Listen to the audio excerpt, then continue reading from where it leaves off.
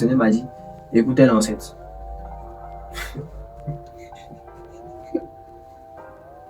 Eh Baba oh! Elle est quoi? Mais en fait, Dieu m'a montré sa capacité à me mettre dans la peau des personnes que je juge. Mais c'est vraiment extraordinaire à quel point Dieu éduque. Donc pour la petite histoire, moi je me convertis en 2020, comme j'avais dit dans la vidéo précédente. Je risque peut-être de me répéter pour ceux qui avaient déjà vu la première. Mais je me suis converti en 2020 et voilà, une série de choses ont suivi que je ne vais pas forcément répéter là. Et avant ma conversion, comme je l'ai dit, encore, voilà, quand on fait la première vidéo, j'avais vraiment un problème avec le sexe. J'étais, voilà quoi, moi c'est vraiment, j'avais un problème avec ma braguette. Et donc, après la conversion qui était, voilà, c'était vraiment par orchestration divine. Donc, j'étais vraiment à fond dans ce truc-là. Et après ma conversion, en tout cas, Dieu a fait grâce. Je pense que la majorité des personnes ont connu ça, le zèle après la conversion. Et surtout après le baptême. Donc, aussitôt après ma conversion, il y avait quand même quelques péchés que j'arrivais pas forcément à délaisser. Et la conversion étant vraiment un processus, voilà, Dieu a travaillé à me forger de fil en aiguille. Et j'ai commencé à devenir sérieux, à devenir, à me contenir en fait, à devenir continent. J'ai pris beaucoup de résolutions que, heureusement, j'arrivais à respecter. Mais qui dit résolution dit décision. Voilà. Donc je décide et je me résous à le faire. Et voilà, ça marchait plus ou moins. Jusqu'à mon baptême justement, où vraiment mes décisions, quand je les prenais, vraiment je les respectais. Surtout pour celles qui convainquaient dans le sens de ma nouvelle vie. Et donc, petit à petit, j'ai commencé à laisser les vices derrière moi. Et voilà quoi. Je pense que, honnêtement, aujourd'hui, avec beaucoup de recul, je pense que ça fait partie de mes plus belles années de conversion. Les années après mon baptême. Vous voyez, quand la Bible a dit fuyez devant l'impudicité ou devant le péché, moi j'étais arrivé à un niveau où, en fait, j'avais l'impression que je n'avais plus besoin même de fuir. Le péché fuyait devant moi. Mais, aïe, ouais. Mais sérieusement, en tout cas, j'ai tenu. J'ai tenu. Et donc, qu'est-ce qui s'est passé? C'est que l'orgueil a commencé à s'emparer de moi. Quand je voyais des frères chuter, j'étais un peu dans le jugement. Quand j'entendais par exemple que tel a chuté ou tel a fait telle ou telle chose, je me disais que la Bible dit, c'est ça, la Bible dit à tes résolutions répondra le succès. C'est vrai que je croyais au Saint-Esprit, mais je croyais beaucoup plus qu'il me fallait me résoudre à ne pas faire telle ou telle chose pour ne pas flancher. Et cette formule a quand même marché pour moi parce que honnêtement, quand je décide, je le fais. Donc j'avais le jugement facile, mais pas de visu. Je ne jugeais pas les gens, je les affrontais pas, ou sinon je ne leur jetais pas du discrédit. La Bible dit que Dieu n'est pas tenté par le mal. Voilà.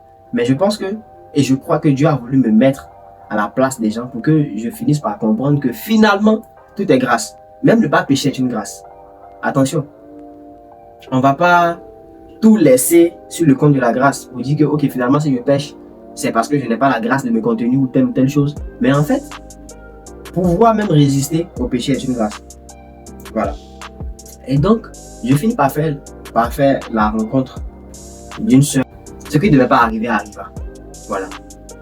Je m'en suis voulu, tout ça. Et voilà, j'ai voulu qu'on arrête les choses. Il faut noter que moi, j'étais en relation. Donc, j'étais là en train de violer le serment, on va dire, avec Dieu, que je me suis fixé avec Dieu. Et aussi l'engagement que j'avais avec ma partenaire de l'époque. Et donc, je ne veux pas que ça aille plus loin que ça. Mais malgré ça, des temps après, je suis encore une autre fois avec elle. Et cette fois-ci, je suis vraiment motivé à ne plus continuer. Entre-temps, souvenez-vous, j'ai jugé des gens. J'ai jugé des gens. Hein. Je pensais m'être trop résolu à mener une bonne vie pour ne plus chuter. Je pensais qu'en réalité, avec beaucoup de sérieux, et beaucoup de bonne volonté, on peut suivre Dieu, on peut se sanctifier, on peut avoir une vie exemplaire, juste avec une dose de Saint-Esprit et beaucoup de volonté. C'est le contraire, c'est l'inverse, j'ai envie de dire. C'est beaucoup de Saint-Esprit et une dose de bonne volonté. Et je l'ignorais à l'époque. Ce qui t'éloigne plus de Dieu que le péché lui-même, c'est le souvenir du péché. Parce que le souvenir du péché, même, figurez-vous, va t'envoyer non pas à ne plus pécher, mais à te conforter dans ta position de pécheur, te disant que de toute façon, tu es déjà gâté. La culpabilité va pas te pousser à fuir le péché ou à quitter là rapidement ou à te repentir. Mais la culpabilité va au contraire créer autour de toi une forme de bulle qui va beaucoup plus consister, sinon travailler à t'engouffrer. Le péché, une fois consommé, devient une forme de forteresse. Voilà. Et cette forteresse-là, on en devient prisonnier. Au lieu de s'approcher avec assurance du trône de grâce. Et donc, moi en tout cas, Dieu m'a encore fait grâce. J'avais déjà un coffre, donc ça m'a permis de me relever, de quitter vite cette situation. Je me suis repenti et j'essaie de reprendre ma vie chrétienne en main. Mais attention, j'ai jugé des gens, même si je ne l'avais pas dit, je le pensais. Et Dieu ne voulait pas, sinon ne pouvait pas se contenter juste du fait de m'avoir appris une quelconque leçon et me laisser comme ça. Il fallait les personnes pour qui j'étais quand même un modèle et à qui j'ai caché ma vie de péché. Ou sinon qui n'étaient pas au courant que je peux connaître certaines choses et qui continuaient à m'idéaliser. Il fallait que je serve des exemples à ces personnes-là. Et donc, moi, je finis tout ça, je me répands, je prends même un moment de jeûne. Je pensais que j'avais vraiment commencé quelque chose de parfait avec le Seigneur, de quoi à ne plus chuter. Bref, si vous m'avez demandé là, j'étais devenu l'apôtre Paul. Bueno. Donc, je me répands et le Seigneur s'est manifesté, mais d'une façon extraordinaire, juste après ma repentance, parce qu'elle était sincère. Je connaissais moi seul le sujet de mon jeûne et de mes prières. Mais une chose s'est passée. Mon plus gros miracle, en fait, ce miracle-là m'a permis de dire que Dieu existe. Je croyais que Dieu existe. D'ailleurs, tout ce que je vous disais là, je l'ai vécu avant le miracle. Donc je croyais déjà. Mais ce truc qui s'est passé m'a permis de savoir que vraiment, le Dieu que je prie est vrai. Je vais à l'église, à l'époque même je ne savais pas encore. Pour vous montrer à quel point ce qui est arrivé n'était même pas lié au fait qu'il y avait une proximité ou de l'acquaintance entre mon père et moi, mon père spirituel et moi. J'étais assis dans le peuple et il prêchait. Je pense que je dois avoir les vidéos, si j'en trouve même, je peux peut-être faire un collage avec cette vidéo. Il prêchait, il est descendu de l'estrade et il marchait en train de prêcher. Donc, il disait quelque chose même de drôle. Et il s'arrête subitement et il dit toi. Il n'était pas devant, hein, au beau milieu même de la foule. Il dit toi, lève-toi. À l'instant présent où je suis en train de te parler, tu prends un moment de jeûne personnel en train de chercher la face de Dieu. Dieu me charge de te dire qu'il t'a écouté et que tu es exaucé. Il dit bon, d'ailleurs, pour te dire que c'est Dieu qui m'a parlé, tout noir. Le reste, c'est tout ce qui s'est passé. Jusqu'à ce que je vienne, évidemment, voir la vidéo du culte après. Sinon, il était en train de parler et tout, et comme c'était beaucoup d'informations, il disait, d'ailleurs même pour te dire que, enfin pour te rassurer, ou l'un des signes pour te montrer que c'est Dieu qui m'a parlé, regarde là, je sais plus ce qui s'est passé, je me suis réveillé après. Il est tombé comme du n'importe quoi. Bon, c'est tombé comme du n'importe quoi.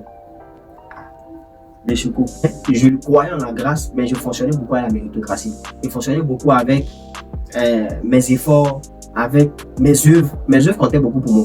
Mes œuvres comptaient énormément pour moi. Je pensais vraiment que la grâce existe, certes, mais Dieu regarde beaucoup aux œuvres. Je ne suis pas là en train de dire que ce n'est pas le cas, mais dans l'ordre des choses, je crois que la grâce vient avant les œuvres. D'ailleurs même, ce moment de jeûne que j'avais pris là, c'est une bonne chose de jeûner, mais je ne l'avais même pas pris en termes de repentance, en termes de... Non, pour moi, je le prenais sous forme de pénitence, comme si ça allait servir maintenant à me sanctifier à nouveau. Ouais, pourtant, c'est Dieu qui sanctifie, par plus grâce encore. Dieu regarde le cœur. Dieu ne s'est pas contenté de regarder qu'à mon cœur. Dieu a voulu démontrer que j'étais un tombeau blanchi, un serviteur d'iniquité. Donc, souvenez-vous bien, j'ai vraiment un problème avec les dates, mais il faut que j'en parle pour que vous puissiez aussi comprendre avec moi et que vous gardiez les détails. Souvenez-vous, je vous ai dit que tout s'est passé en décembre. Nouvelle année, de nouvelles résolutions. Moi, encore les résolutions, ça ne va pas avoir de leçons apparemment. De nouvelles résolutions, et je reprends ma vie de plus belle avec le Seigneur. Bien sérieux, moins fougueux. Je commence à manifester la sagesse. Je commence à m'éloigner des jugements. Parce que j'ai vu ce que Dieu a fait pour moi dans le secret. Je pensais d'ailleurs que ça allait rester dans le secret. Et donc, en tout cas, je manifestais beaucoup d'empathie, de sympathie envers les gens, envers les frères qui étaient dans le péché, ou soit qui ont chuté. Et même pour ceux, la Bible dit que celui qui est debout prenne garde à ne pas chuter. La fille en question, on n'avait plus de rapports, souvenez-vous, on ne se parlait limite plus. En tout cas, moi, je ne lui parlais plus. J'ai pris sa nouvelle vite fait. Et pendant que je prenais cette elle m'a dit, en tout cas, ça va et tout. Mais sauf que ces derniers jours, elle a un souci de santé. Elle connaît vraiment des montagnes russes. Sa santé était dans dessus. Désolé, je suis un peu fatigué, donc je commence à bégayer. Et je lui ai souhaité un prompt rétablissement. Mais automatiquement après ça, mais vraiment automatiquement après ça, le Seigneur m'a dit, écoutez l'enceinte. Regardez ce qui va se passer ici. Eh Baba, elle est quoi? C'est le ciel qui me tombait là-dessus. Pardon, elle m'informe là. Déjà, je me jure les étonner, mais je savais. Je pense que Dieu a voulu que je le sache un peu plus tôt pour deux raisons. La première, bon, heureusement que je n'étais pas illettré. Donc, je savais un peu, il y avait quand même une certaine notion sur le début de grossesse. Donc, Dieu voulait que je sache plus tôt, en tout cas avant qu'elle me l'annonce, pour ne pas que j'hésite ou que que j'ai du mal avec la notion de début de grossesse. Donc, je savais ce que c'était qu'un début de grossesse, je savais qu'une personne pouvait être enceinte, je le savais bien plus tard. Et la deuxième chose, pour que je sois préparé en fait à la nouvelle. Donc, long story short, je finis par comprendre par le Saint-Esprit que en fait j'étais dans un tel débordement de zèle que si même j'avais su plus tôt, c'est-à-dire si elle avait eu une grossesse normale, qu'elle était tombée enceinte avec un ventre bétonnant, comme le parcours de grossesse normale, dans mon excès de zèle, j'aurais même pas regardé au Dieu que j'estimais servir autant, mais j'aurais plutôt regardé à ma réputation et j'aurais fait avorter l'enfant des gens. Je l'ai compris clairement. Mais vraiment, moi, j'ai jamais été dans une pensée d'avortement, tout ça, jamais. J'ai toujours été responsable de mes actions. C'est parce que je ne vais pas mettre tous les témoignages ensemble. Sinon, j'ai déjà vécu une situation pareille avant. Et donc, je vais dire, j'ai quand même le sens de la responsabilité. Au lieu de travailler à ce que le nom de Dieu soit vraiment glorifié, pour ma bonne renommée, j'allais commettre le pire. Donc, je l'apprends bien plus tard. Donc, à 5 mois de grossesse, je suis désolé, mais tu n'as d'autre choix que d'accoucher. Il n'y a rien à faire. Donc, c'est finalement comme ça que j'apprends la nouvelle. Et bah, un frère exemplaire, pieux, qui va sortir de nulle part un bébé. Vous comprenez? Tout le monde sait d'où tu viens avec. Et donc, et même tout ça, pour montrer à quel point c'était vraiment une leçon divine. J'apprends à 5 mois que j'attends un bébé. Je me dis, ok, c'est déjà gâté, mais néanmoins, j'ai 4 mois pour m'apprêter, pour faire tout ce qui est trousseau, tout ça. Et 2 mois après, 2 mois, mais vraiment 2 mois après, l'enfant apparaît. Il naît quoi. Il naît vraiment dans des circonstances miraculeuses. Donc, j'ai même pas fini de m'apprêter que l'enfant vienne. C'est-à-dire que c'est un enfant que Dieu voulait qu'il arrive, coûte que coûte. Quand je me lamentais par rapport à l'enfant qui allait venir, tout ça, j'entends dans mon esprit, pendant que je m'inquiétais par rapport au quand dira-t-on, que dira mon père spirituel, que dira l'église, ma mère spirituelle, les frères, tout ça, ceux qui m'ont idéalisé, ceux qui m'ont pris en modèle. Quand je pensais à tout ça, j'entends dans mon esprit, audiblement, audible. Mais cette histoire, vraiment, elle a vraiment servi de fond en comble, de bout en bout, à voir la main de Dieu, quoi. Dans chaque situation, à chaque partition de cette histoire, j'ai vu la main de Dieu. J'entends audiblement le Seigneur me dire, en anglais, favor. Favor en anglais, ça veut dire grâce ou faveur. Littéralement faveur. Donc j'entends faveur, grâce, et je comprends que, ok, Il y aura certes du jugement humain derrière cette histoire, mais en fait, cette leçon servira encore pour une autre gloire de Dieu. Ça m'a... Le Seigneur vraiment mes parents spirituels ne m'ont pas caressé dans le sens du poil. Non, ils ne m'ont pas fait cadeau. J'ai reçu les dents que je devais recevoir. En tout cas, j'ai payé le prix qu'il fallait, mais attention, avec beaucoup de grâce, beaucoup d'amour, beaucoup de miséricorde. Voilà, je n'ai pas été traité comme un malpropre ou je n'ai pas été rejeté. La logique dans laquelle moi j'étais avec les gens, même sans le dire, même en le pensant, c'est parce que ils ont manifesté à mon égard. Mais, je veux dire, je n'ai pas été plébiscité non plus. Hein. Voilà, attention. Mais en fait, au sortir de là, finalement, je suis dans la position de la personne qui a évité le pire à des gens. Même si on va être honnête, dans l'église, il y a beaucoup de choses qui arrivent, il y a beaucoup de choses qui se passent. Il y en a qui préfèrent fuir l'église, il y en a qui préfèrent commettre le pire et revenir se conformer aux règles en se confondant dans la foule. Et on pense que tout est rose, mais ce n'est pas le cas. La situation m'a servi à beaucoup de choses. Mais la leçon que je voudrais partager avec vous aujourd'hui, c'est que Dieu a la capacité de te mettre dans la position des personnes que tu juges. C'est de l'orgueil de penser qu'on est arrivé à un niveau où on ne peut pas chuter, où on ne peut pas commettre certaines erreurs. Et très souvent, les gens ont la facilité à juger d'autres personnes pour avoir péché autrement que. La Bible dit dans Jacques que la loi a dit que tu ne commettras pas d'adultère. La même loi a dit que tu ne tueras pas. Mais celui qui commet l'adultère et celui qui tue ont péché devant Dieu. Donc, au finish, il n'y a pas de petit péché. Homme frère, ma soeur, tu sais, Dieu a fait à chacun de nous une grâce. Tu te retrouves dans cette position aujourd'hui parce que tu as été privilégié. Ce n'est en aucun cas le fruit de tes œuvres, de ta force. Donc, je veux simplement t'inviter à ton niveau à exhorter les gens autour de toi qui semblent ne pas avoir une vie recommandable, à ne pas les marginaliser ou à ne pas les juger. En fait, ce jugement dont je parle, il est subtil. Hein. Tu ne diras jamais non. Une personne en tout cas qui se dit vraiment convertie ne jugera jamais audiblement. Donc, il y a des choses qu'on pense, c'est subtil et c'est de l'orgueil. L'apôtre Paul dit qu'avez-vous que vous n'ayez reçu? Et si vous avez tout reçu, pourquoi vous vous enorgueillez? Voilà. Je vais inviter quelqu'un à reconsidérer sa relation avec Dieu. Tu vois, tu penses que tu n'arrives pas à suivre le cours des choses, mais laisse-moi te dire que tu n'es pas en retard. Le calendrier divin est insaisissable. Dieu a un plan pour tout un chacun.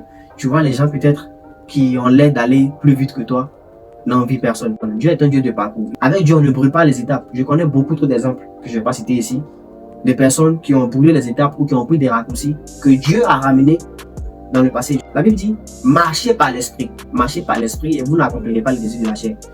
Et la Bible n'a pas dit courir par l'esprit, parce que celui qui court est plus susceptible de tomber que celui qui marche. Donc la marche, c'est vraiment le processus de formation avec Dieu. C'est où il te forme et t'informe. C'est là où le Saint-Esprit te modèle à vraiment devenir le prototype de chrétien qu'il veut que tu deviennes. Et à côté, pour le travail qu'il veut accomplir avec ton frère ou avec l'un de tes contemporains, il peut aller plus vite avec lui pour qu'il puisse aussi accomplir à son niveau une autre mission ou voilà, ce à quoi il a appelé. Chacun a son parcours. Et tout compte fait, c'est la grâce qu'on retiendra. Alors shalom à vous, j'espère que ce message vous aura fait beaucoup de bien. Je ferai encore par la suite des temps d'autres témoignages et je vous invite à vous abonner aux différentes pages TikTok, Instagram, Facebook.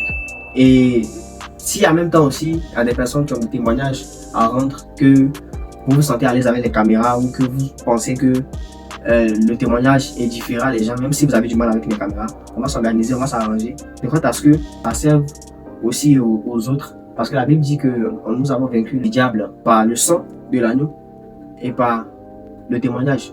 Donc, même si vous avez du mal avec les caméras, on trouvera le moyen de formuler.